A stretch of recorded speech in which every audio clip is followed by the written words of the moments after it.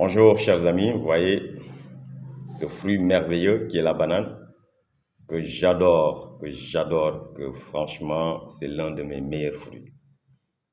Et aujourd'hui, c'est encore avec beaucoup de plaisir que je viens partager avec vous sur la qualité, mais surtout sur l'apport essentiel de ce fruit. Dans la dernière vidéo, je vous ai parlé de l'importance de stimuler notre glande pinéale ou l'hypophyse pour qu'elle puisse éventuellement, pendant cette période de fraîcheur ou bien d'absence de soleil, de nous aider à pouvoir éventuellement être de nous rappeler l'importance de la stimulation ou bien de l'activation de cette glande pinéale. Parce que c'est cette glande qui nous synthétise ce qu'on appelle la mélatonine, pour nous permettre d'avoir une bonne régulation de nos états de veille, de sommeil et de saisonnier. C'est très important. Et aujourd'hui, j'aimerais revenir sur la banane pour vous montrer l'importance et son rôle dans la régulation de nos états de sommeil et de relaxation musculaire. La banane est l'un des fruits les plus riches en mélatonine. L'un des fruits les plus riches en mélatonine. Rien que pour ça, il est important que chacun reconsidère sa relation avec ce fruit. Important. Cette mélatonine que la banane va nous apporter va nous aider à réguler à réguler notre sommeil, mais surtout avoir un sommeil de qualité. Parce qu'une bonne synthèse, une bonne sécrétion de mélatonine avec une concentration optimale nous permet d'avoir un sommeil de qualité, de bien dormir pour pouvoir éventuellement aider le corps à pouvoir faire toutes les réparations nécessaires. Au-delà de la mélatonine, la banane nous apporte du magnésium, du potassium, qui sont ces micronutriments essentiels et qui jouent un rôle fondamental dans la qualité de fonctionnement de notre corps. Ces deux micronutriments vont aider nos muscles à être dans un état de relaxation optimale. Et c'est ça qui va aussi favoriser les échanges, mais surtout l'oxygénation du muscle. Donc, magnésium, potassium pour une bonne relaxation musculaire, mais aussi va nous aider parce que n'oubliez pas que le magnésium intervient dans presque 300 réactions biochimiques. Et le gros problème aujourd'hui de la population, c'est que les gens sont carencés en magnésium de façon vraiment chronique. Et c'est ce qui perturbe presque tout le fonctionnement du corps. Donc, avoir la banane comme un allié pour la santé, comme un allié pour la qualité de notre vie, je pense que c'est vraiment quelque chose de formidable. Et aujourd'hui, je vous apporte cette information par rapport à sa teneur en mélatonine.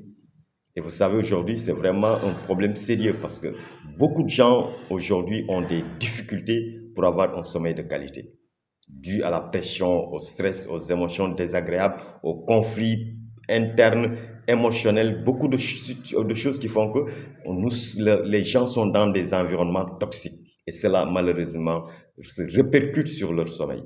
Donc, ce que je peux vous apporter comme conseil aujourd'hui, c'est de tout faire si possible, que vous puissiez prendre 1 à 2 bananes avant de dormir pour pouvoir bénéficier non seulement de la mélatonine, mais aussi du magnésium, du potassium qui vont venir tous les trois vous aider à avoir vraiment une qualité de vie, mais aussi aider votre corps à pouvoir faire tout ce qu'il faut pour que le sommeil soit de qualité, pour vous aider aussi à faire les réparations nécessaires. Donc, voyez, encore une fois, pourquoi il est important et que j'insiste sur ce fruit-là. Pour les sportifs, c'est encore plus qu'un besoin, c'est encore plus vraiment une nécessité de l'avoir comme compagnon dans notre activité physique. Parce que c'est ça déjà qui va nous permettre non seulement d'être bien nourris avant l'activité, mais après l'activité aussi, de pouvoir éventuellement avoir un sommeil récupérateur qui va nous permettre de faire les réparations, des blessures musculaires pendant l'activité physique, et énormément de choses sur la récupération, sur franchement aussi la durée de la guérison, c'est vraiment très important. Donc, en gros, c'est ce que je voulais apporter pour vous dire aujourd'hui, si quelqu'un a un problème de sommeil, et que tu voudrais régler ce problème avec l'alimentation, le fruit le plus riche en mélatonine est là devant toi, c'est la banane. Au-delà de son aspect délicieux, de tout ce que ça peut nous apporter comme plaisir dans l'alimentation, mais en termes de soins, c'est énorme. C'est énorme et c'est pour cela que nous disons que c'est l'un des fruits les plus riches. C'est l'un des fruits les plus riches et qui fait énormément de bonnes choses. Donc, cette contribution aujourd'hui, c'est vraiment pour revenir encore sur ce fruit, parce que pour ceux qui cherchent vraiment à trouver des solutions sur le plan alimentaire qui sont réorientées vers la nutrithérapie, il est peut-être important de temps en temps qu'on vous donne quelques astuces par rapport à certains aliments, de par leur apport en micronutriments, pour que vous puissiez aussi apporter des solutions par rapport à ces difficultés que nous vivons. Parce que nous sommes dans la micronutrition, donc vous ne m'entendrez jamais parler de macronutriments parce que pour nous, ça n'a pas beaucoup d'intérêt. Donc, glucides, protéines, lipides, pour nous, ça vraiment, tous nos organismes sont saturés en ces 3 macronutriments. Ce qui est le problème aujourd'hui dans l'alimentation, ce sont les micronutriments, et c'est pour ça que vous voyez cette spécialité qu'on appelle la micronutrition a été développée pour que les gens aussi comprennent l'importance et l'utilité d'avoir des micronutriments en forte concentration dans notre alimentation, et c'est ça qui témoigne de ce que nous disons toujours, l'alimentation vivante.